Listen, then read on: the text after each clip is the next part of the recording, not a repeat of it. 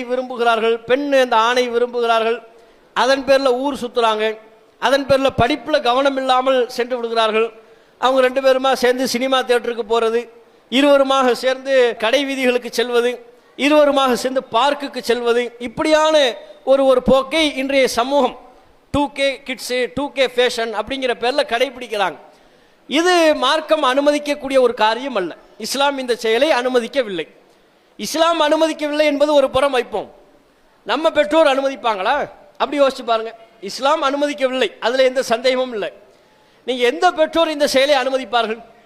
எந்த உடன் பிறந்த சகோதரன் இந்த செயலை அனுமதிப்பார்? நீங்கள் சொல்லக்கூடிய அந்த நண்பர்னு சொல்றீங்க, ஒரு முஸ்லீம் நபருங்கிறீங்க.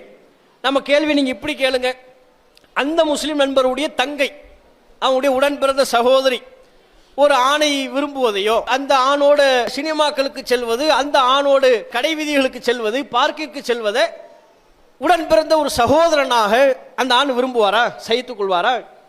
எந்த ஆண் காதலிப்பதாக சொல்கிறீர்களோ அவங்க சகோதரி, உடன் பிறந்த சகோதரி இன்னொரு ஆணை காதலித்து அந்த ஆணோட பைக்கில் ஊர் சுற்றுவதையும், அந்த ஆணோடு சினிமா தியேட்டர்களுக்கு செல்வதையும் அவர் ஏற்றுக்கொள்வாரா? சகித்துக் கொள்வாரா?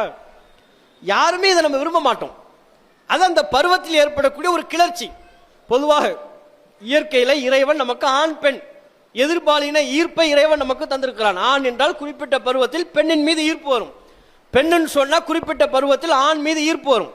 அது அந்த ஈர்ப்பை சரியான முறையில் திசை மாற்றி உரிய பருவம் வருகின்ற பொழுது அவனுக்கு பொருத்தமான பெண்ணை பார்த்து, அந்த பெண்ணுக்கு பொருத்தமான ஆணை பார்த்து பெற்றோர்கள் திருமணம் முடித்து வைப்பார்கள், உடன் பிறந்த சகோதரர்கள் திருமணம் முடித்து வைப்பார்கள்.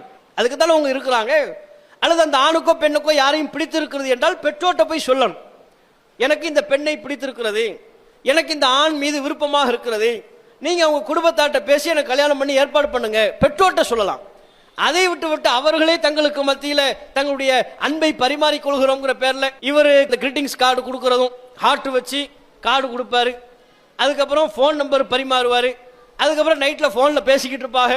இந்த ஜியோ வேற வந்துருச்சா, அன்லிமிட்டெட், நைட்டு 12 மணிக்கு ஆரம்பிச்சாங்கன்னா விடிய காலம் 6 மணி வரைக்கும் பேசிக்கிட்டே இருப்பாங்க. அவ்வளவு நேரம் என்ன பேசுறாங்க?